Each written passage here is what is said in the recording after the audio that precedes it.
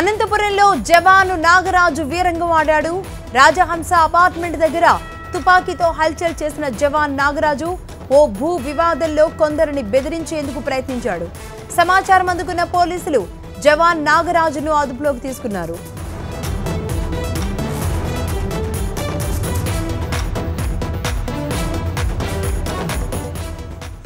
దీనికి సంబంధించిన డీటెయిల్స్ ప్రవీణ్ అందిస్తారు. ప్రవీణ్, అసలు ఏం జరిగింది?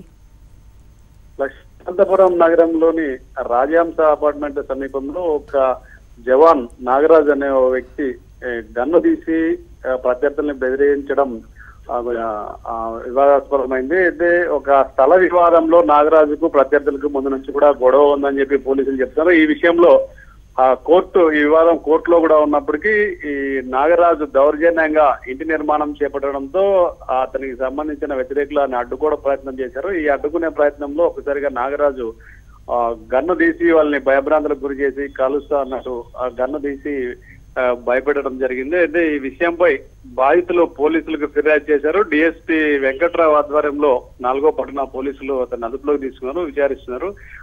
వివాదం మీద పోలీసుల విచారణ అయితే కొనసాగుతుంది. లక్ష్మి. రైట్ ప్రవీణ్.